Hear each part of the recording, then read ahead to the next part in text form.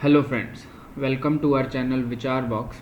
और आज का जो हमारा टॉपिक रहेगा वो रहेगा movement along the demand curve and shift in demand curve. इससे पहले भी 4 पार्ट्स आ चुके हैं चैनल पे, जिसमें हमने डिमांड के बारे में थॉरली पढ़ा है। जो टॉपिक्स हमने कवर करे हैं वहाँ हैं understand the concept of demand, जिसमें हमने डिमांड के बारे में पढ़ा, उसका मीनिंग पढ़ा, देन डिटर्मिनेंट्स पढ़े, लॉ ऑफ डिमांड पढ़ा, एक्सेप्शंस पढ़ चुके हैं हम, डिमांड स्केड्यूल हो गया, उसके डायग्राम्स हो गए, क्या रीजंस है जो डिमांड कर्व है वो डाउनवर्ड स्लोप बनती है। और अब जो हमारा टॉपिक रहेगा 5th क्लास में वो रहेगा movement along the demand curve या फिर शिफ्ट इन डिमांड कर्व। तो ये हम अच्छे से पढ़ते हैं। So let's start the topic. तो students, movement along the demand curve, अब देखो हम इसमें 2-3 चीज़ें पढ़ेंगे। हमने सबसे पहले हमें पता होना चाहिए लॉ ऑफ डिमांड क्या है। हमने लॉ ऑफ डिमांड देखा। लॉ ऑफ डिमांड क्या है? अगर कोई कमोडिटी का प्राइस बढ़ता है तो जो उसकी क्वांटिटी डिमांड है वो डिक्रीज हो जाती है, और अगर उसका प्राइस गिरता है तो उसकी जो क्वांटिटी डिमांड है वो बढ़ जाती है। ये हमने पढ़ा लॉ ऑफ डिमांड के अंदर। हमने एक चीज़ पढ़ी थी भी, लॉ ऑफ डिमांड कब सेटिस्फाई होता है? जब ऑल अदर थिंग्स, जो ऑल अदर चीज़ें हैं उनको हम अज्यूम करते हैं कि वो सब कांस्टेंट रहेंगी, वो सब कांस्टेंट रहेंगी। ये हमने एक अजम्पशन करी थी, तभी जाके हम इस लॉ को सेटिस्फाई कर सकते हैं, या हम ये लॉ है जो वो प्रॉपरली फॉलो हो पाएगा। तो इसमें जो हम मूवमेंट अलोंग डिमांड कर्व पढ़ेंगे, इसमें जो मेन पॉइंट ये है, हम 2 चीज़ें लेके चलेंगे। पहला, फर्स्ट चीज़ क्या होगी? फर्स्ट चीज़ रहेगी भी क्वांटिटी डिमांड में क्या चेंज आएगा। क्वांटिटी डिमांड में क्या चेंज आएगा अगर प्राइस में चेंज आता है। फर्स्ट चीज तो चेंज प्राइस में ही आता है, जो क्वांटिटी डिमांड है वो उसका इफेक्ट है। कॉज क्या है? प्राइस का चेंज। तो प्राइस में चेंज आने से क्वांटिटी डिमांड में चेंज आता है, ये हम समझते हैं। तो अगर प्राइस में चेंज आता है और उसकी वजह से क्वांटिटी डिमांड में चेंज आता है, तो एक तो वो टॉपिक रहेगा। दूसरा भी, हमारा प्राइस सेम है, प्राइस में कोई चेंज नहीं है, बट फिर भी क्वांटिटी डिमांड में अप या डाउन आ गया, मतलब हमारा प्राइस चेंज नहीं हुआ लेकिन क्वांटिटी डिमांड चेंज हो गई। ऐसा क्यों हुआ? Due to other factors. इसमें क्या था? सेकंड पॉइंट में जो मेरा प्राइस है, क्या वो चेंज हुआ? नहीं, प्राइस कांस्टेंट रहा, बट फिर भी क्वांटिटी डिमांड में चेंज आ गया। एक ये टॉपिक पढ़ेंगे। और दूसरा, पहला फर्स्ट क्या था? प्राइस में चेंज आने से ही क्वांटिटी डिमांड में चेंज आया, बाकी सारी चीजें कांस्टेंट थी। क्लियर है? इसको हम समझते हैं। सबसे पहले में हम समझेंगे भी जो चेंज है वो प्राइस में आया, उसके बाद प्राइस में चेंज आने की वजह से क्वांटिटी डिमांड में चेंज आएगा। क्लियर है? तो अगर प्राइस, इसका एक्सपेंशन नहीं है, ये एक्सटेंशन है गाइस, एक्सटेंशन ऑफ डिमांड। अब आप एक चीज समझो, इसका हम मीनिंग पढ़ते हैं। Movement along the demand curve कब होती है? Only by a change in the price of commodity itself. अगर कमोडिटी के प्राइस में ही चेंज आएगा तो उसकी वजह से जब डिमांड में चेंज आता है, उसको हम movement along the demand curve बोलते हैं। वो हम कर्व से समझेंगे। सबसे पहले हो गया एक एक्सटेंशन ऑफ डिमांड, एक contraction of demand. Extension of demand का मतलब है भी डिमांड का एक्सटेंड होना, डिमांड का बढ़ जाना। और डिमांड कब बढ़ेगी? मतलब जब प्राइस गिरेगा। मतलब प्राइस गिर रहा है और डिमांड बढ़ रही है, बाकी सारी चीजें कांस्टेंट हैं। वो बाकी सारी चीजें मतलब उसके डिटर्मिनेंट्स, या हम वो सारी चीजें भी देखेंगे। बाकी सारी चीजें डिटर्मिनेंट्स, या हम सेटेरिस पैरिवस पढ़ा था, जो अजम्पशंस हैं वो सब कांस्टेंट हैं। और सिर्फ प्राइस में बदलाव आया, यानी प्राइस डिक्रीज हुआ तो क्वांटिटी डिमांड इंक्रीज हो गई। That means extension of demand, demand का बढ़ना। Price falls, quantity demand increase, तो क्या हुआ? Extension of demand. और दूसरा कॉन्ट्रैक्शन ऑफ डिमांड, बिल्कुल इसका उल्टा, मतलब प्राइस बढ़ा जिसकी वजह से क्वांटिटी डिमांड कम हो गई, इसको बोलते हैं कॉन्ट्रैक्शन ऑफ डिमांड। तो अब इसको हम समझते हैं एक डायग्राम से।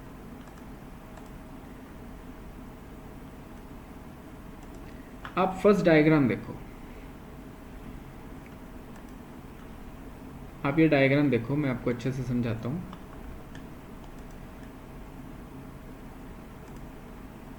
ये देखिए, ये मेरा एक जो ए फिगर है इसमें देखते हैं, डायग्राम ए में ओ वाई ओ एक्स पे मैंने क्वांटिटी डिमांड को रखा है और ओ वाई पे प्राइस को रखा है। सबसे पहले मेरा प्राइस क्या था, इनिशियल प्राइस क्या था, initial price is P, initial price हमने लिया पी जो मतलब पहले प्राइस था। उसके बाद जब प्राइस मेरा पी था तो जो इनिशियल क्वांटिटी डिमांड थी वो थी क्यू। जब प्राइस पी था तो क्वांटिटी डिमांड थी क्यू। अब क्या होता है, जब मेरा प्राइस कम होगा, प्राइस डिक्रीज होके पी से हो गया P1, जब प्राइस P से P1 हुआ तो जो मेरी क्वांटिटी डिमांड है वो Q से Q1 होगी। तो क्वांटिटी डिमांड है जो वो इंक्रीज हो गई, कितने से, Q1 तक पहुंच गई। मतलब मेरा प्राइस P था, प्राइस P से P1 हुआ, माइनस हुआ, तो जो मेरी क्वांटिटी डिमांड है वो Q से Q1 हो गई, दैट मीन्स प्लस हो गई। मेरा लॉ ऑफ डिमांड यही बोल रहा था भी जब प्राइस कम होता है तो क्वांटिटी डिमांड बढ़ जाती है, यही यहाँ पे हुआ। हम देखते हैं प्राइस P से P1 हुआ तो क्वांटिटी डिमांड Q से Q1 होगी। तो पहले जो मेरा पॉइंट था इस पे कर्व पे, वो यहाँ पे A पॉइंट था, इस कर्व पे जो मीट करता था, जो कर्व थी वो A पॉइंट से बनती थी। अब जो कर्व है वो B पॉइंट से बन रही है, तो बेसिकली जो मूवमेंट हुई है पॉइंट A से पॉइंट B हो गई along the shift, along the demand curve हुई है। मेरा डिमांड कर्व सेम ही है, बस इसका जो पॉइंट है वो शिफ्ट हो गया, पॉइंट A से पॉइंट B आ गया। इसी को बोलते हैं extension of demand, extension of demand. Clear है, मतलब कि डिमांड कर्व के ऊपर ही पॉइंट शिफ्ट हो रहा है, सॉरी पॉइंट मूव हो रहा है। मेरी पूरी डिमांड कर्व शिफ्ट नहीं हो रही है, सिर्फ उसके ऊपर एक पॉइंट था जो A था, अब वो पॉइंट B आ चुका है, क्योंकि पहले जो प्राइस था वो P था और क्वांटिटी डिमांड Q थी। क्लियर है, अब प्राइस कम हुआ और क्वांटिटी डिमांड बढ़ गई तो ये पॉइंट B पे आ चुका है।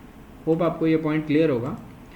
इसी तरह से हम समझते हैं कॉन्ट्रैक्शन ऑफ डिमांड। आप देखो diagram number D, contraction of demand. इसमें क्या हो रहा है,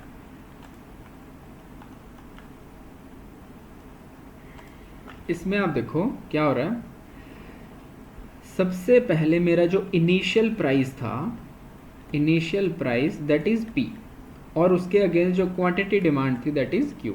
अब जब प्राइस चेंज हुआ दैट मीन्स प्राइस इंक्रीज हो गया, जब प्राइस बढ़ा तो P से P1 हो गया और क्वांटिटी डिमांड है जो वो डिक्रीज होके Q1 हो गई। अब इसमें देखते हैं, पहले प्राइस P था वो प्राइस P से P1 हो गया और जो क्वांटिटी डिमांड है वो Q से Q1 हो गई, मतलब प्राइस बढ़ा तो डिमांड कम हो गई। पहले जो मेरा पॉइंट डिमांड कब था वो कहाँ पे था, A पॉइंट पे। अब क्या हुआ, वो पॉइंट A से B को शिफ्ट हो गया, क्योंकि प्राइस बढ़ा तो डिमांड कम हो गई। तो इसमें मैं देखूं मेरी डिमांड कर्व तो सेम है, बस इसके ऊपर जो पॉइंट है वो मूव कर गया। क्लियर है, तो इसको बोलते हैं contraction of demand, contraction of demand. Very simple, आपको एक चीज याद रखनी है, अगर प्राइस में चेंज आने से क्वांटिटी डिमांड में चेंज आता है, all other things are equal, या ऑल अजम्पशंस जिसको हम मान के चल रहे हैं वो कांस्टेंट है, तो इसको बोलते हैं एक्सटेंशन एंड कॉन्ट्रैक्शन। और एक चीज और ध्यान रखनी है, एक्सटेंशन एंड कॉन्ट्रैक्शन में जो पॉइंट है वही मूव करता है डिमांड कर्व के ऊपर ही। डिमांड कर्व पूरी शिफ्ट नहीं हो जाती, सिर्फ और सिर्फ पॉइंट मूव करता है ऊपर या नीचे। और एक्सटेंशन में क्या होता है, पॉइंट नीचे को आता है डाउनवर्ड, और कॉन्ट्रैक्शन में पॉइंट ऊपर को जाता है दैट इज अपवर्ड। तो ये चीज आपको मल्टीपल चॉइस क्वेश्चंस में भी आ सकती है, वैसे भी पूछा जा सकता है, and it's a very important topic. Clear, जो बीच के दो डायग्राम है वो इसके नेक्स्ट पार्ट के हैं, तो हम पहले उसको समझ लेते हैं नेक्स्ट पार्ट है क्या। That is shift in demand curve. अब शिफ्ट इन डिमांड कर्व का मतलब क्या है, इसमें समझते हैं क्या है। शिफ्ट इन डिमांड कर्व क्यों होती है, caused by a change in any determinant of demand other than the price of the commodity itself. मतलब जो प्राइस है कमोडिटी का वो बिल्कुल सेम रहेगा या वो कांस्टेंट रहेगा, उसमें कोई चेंज नहीं आएगा, नो चेंज। बट फिर भी जो हमारी क्वांटिटी डिमांड है वो कम या ज़्यादा हो रही है, क्यों, क्योंकि जो हमारे डिटर्मिनेंट्स हैं जो हमारे डिटर्मिनेंट्स हैं उनमें चेंज आ गया, उनमें चेंज आने की वजह से मेरा जो क्वांटिटी डिमांड है उस पर फ़र्क आ गया, मेरा प्राइस तो बिल्कुल सेम था। अब वो डिटर्मिनेंट्स क्या हैं उसके लिए आपको पार्ट 1 देखना पड़ेगा, जिसमें हमने थॉरली सारे डिटर्मिनेंट्स को पढ़ा है, वो क्या हैं, कैसे वर्क करते हैं, ईच एंड एवरी। इसमें हम देख लेते हैं डिटर्मिनेंट्स क्या हो गया, जैसे इनकम हो गई, टेस्ट हो गया, प्राइस ऑफ रिलेटेड गुड्स या एक्सपेक्टेशन। समझते हैं कैसे। सबसे पहले देखो इंक्रीज इन डिमांड क्या है और डिक्रीज इन डिमांड क्या है। नाम से क्लियर है, इंक्रीज इन डिमांड मतलब डिमांड का बढ़ जाना, और डिक्रीज इन डिमांड मतलब डिमांड का कम हो जाना। प्राइस में चेंज आया? नहीं, price is always constant in this case. तो अब क्या रहेगा, मेरे डिटर्मिनेंट्स में चेंज आया, डिटर्मिनेंट्स में चेंज आने की वजह से जो डिमांड है वो बढ़ गई, या डिटर्मिनेंट्स में चेंज आने की वजह से डिमांड कम हो गई, उसको increase and decrease in demand बोला जाता है। कैसे? At the same price more commodity is demanded, the entire demand curve shift to right. And decrease in demand में at the same price less commodity is demanded, the entire demand curve shift to left. पुराने case में क्या था, extension and contraction में demand curve shift नहीं होती थी, demand curve के ऊपर ही मूवमेंट रहती थी पॉइंट ए से पॉइंट बी को, बट इसमें पूरी की पूरी डिमांड कर्व ही शिफ्ट हो जाएगी। इसको हम समझते हैं कैसे, डायग्राम से देखते हैं। ये देखिए, सबसे पहले पॉइंट डायग्राम बी को देखिए, इसमें इनिशियल प्राइस क्या था, इनिशियल प्राइस है P, और इनिशियल डिमांड क्या है, quantity demand that is A। अब क्या होता है, प्राइस में चेंज आया, प्राइस तो सेम रहा, प्राइस इज सेम, बट मेरी जो क्वांटिटी डिमांड है फाइनल वो A से B चली गई है। क्यों? क्योंकि डिटर्मिनेंट्स में चेंज आ गया। जैसे डिटर्मिनेंट्स में कैसे चेंज आया, पर्सन है एक, मार्केट में वो खरीदने जा रहा है कोई कॉमोडिटी X जिसका प्राइस है 100 रुपये, तो वो पर्सन क्या कर रहा है, वो उसकी 2 यूनिट्स खरीदता है। अब कॉमोडिटी X का प्राइस 100 रुपीज़ ही है, बट इस पर्सन की जो इनकम है वो बढ़ गई। अब इनकम बढ़ेगी तो वो डिमांड को बढ़ा देगा, उसको प्राइस अब नहीं देखेगा वो। अब इनकम बढ़ी तो उसने 3 यूनिट्स बाय करना स्टार्ट कर दिया। तो क्या प्राइस में चेंज आया? नहीं, प्राइस 100 का 100 ही है, बट उसकी जो क्वांटिटी डिमांड है वो 2 से 3 यूनिट हो चुकी है। क्लियर है? तो जिसकी वजह से हम यहाँ देख सकते हैं भी प्राइस में तो no change, but quantity demand बढ़ चुकी है। यहाँ पे क्लियर हुआ? इसको हम बोलते हैं इंक्रीज इन डिमांड। क्या बोलते हैं? Increase in demand. उसी तरह से एक एग्जांपल और देख लेते हैं। सबसे पहले एक और एग्जांपल देखो, जैसे प्राइस मेरा सेम है, प्राइस इज 100। अब एक पर्सन है, उसने देखा अभी पेट्रोल है वो 100 रुपये लीटर है, 100 रुपये लीटर, बट उसको ये एक्सपेक्टेशन है भी आने वाले हफ्ते के अंदर या आने वाले वीक या मंथ में जो पेट्रोल है वो 120 रुपये हो जाएगा। हुआ नहीं है, अभी प्राइस 100 ही है, प्राइस कल भी 100 ही रहेगा, बट उसको एक दिमाग में एक्सपेक्टेशन है या उसने कहीं से कोई र्यूमर सुन लिया भी प्राइस है जो पेट्रोल का वो बढ़ने वाला है। तो पहले वो 100 रुपये का सिर्फ 5 लीटर बाय कर रहा था, बट अब उसको एक्सपेक्टेशन है भी शायद प्राइस बढ़ेगा, तो उसने 5 की जगह आज 10 लीटर बाय कर लिया, क्योंकि उसको अभी कल को महंगा खरीदूंगा, इससे अच्छा आज ही खरीद लूँ। तो क्या प्राइस में चेंज आया? नहीं, बट क्वांटिटी डिमांड मेरी इंक्रीज हो चुकी है। Why? Because of the determinants. ठीक है, अब इसका हम कर्व समझते हैं। कर्व कैसे बना, ये देखिए, प्राइस इनिशियल प्राइस क्या था? P। प्राइस में चेंज आया? नो। पहले मेरी डिमांड थी A, अब मेरी डिमांड क्या हो गई है? B, क्योंकि प्राइस तो चेंज हुआ ही नहीं, बट जो क्वांटिटी डिमांड है वो A से B हो चुकी है। ये डायग्राम देखो, प्राइस है P, क्वांटिटी डिमांड है Q। यहाँ पे मेरी जो कर्व बन रही है वो इस पॉइंट पे, A पॉइंट पे मैं मीट कर रहा हूँ, मेरी जो कर्व है वो यहाँ बन रही है, बट प्राइस तो सेम रहा, लेकिन क्वांटिटी डिमांड है वो बढ़ चुकी है।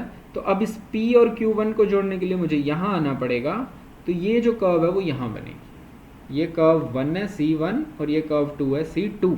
तो जो मेरी कर्व है वो कहाँ शिफ्ट हो गई? राइटवर्ड शिफ्ट हो गई। तो इसको हम बोलेंगे इंक्रीज इन डिमांड। क्लियर है? प्राइस सेम रहा लेकिन क्वांटिटी डिमांड बढ़ गई, that is increase in demand.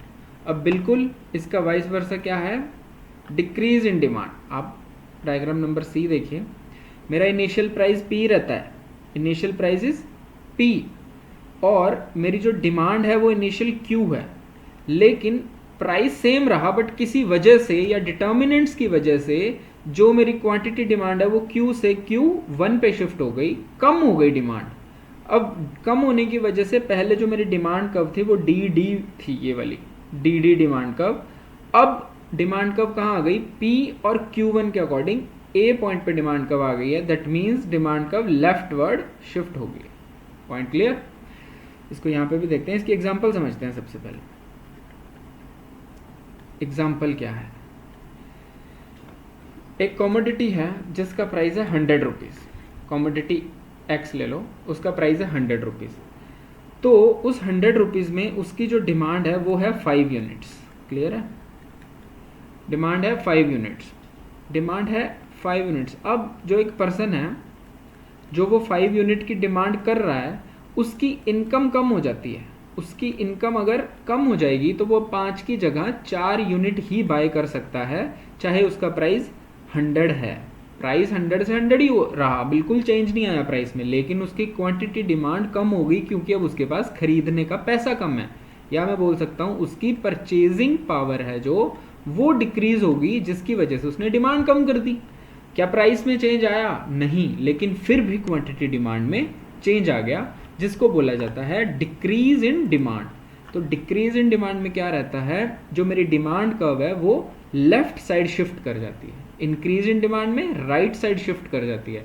और एक्सटेंशन एंड कॉन्ट्रैक्शन में क्या होता है, एक्सटेंशन के अंदर जो डिमांड कर्व है वो अपनी डिमांड कर्व पे ही मूव करती है, वो कहीं शिफ्ट नहीं होती है, पॉइंट ए से पॉइंट बी और पॉइंट ए से पॉइंट बी। एक्सटेंशन में डाउनवर्ड, कॉन्ट्रैक्शन में अपवर्ड, इंक्रीज में राइटवर्ड और डिक्रीज में लेफ्टवर्ड। होप आपको ये क्लियर होगा। इसमें बेसिकली कोई डाउट नहीं, लेकिन ये इंपॉर्टेंट बहुत है।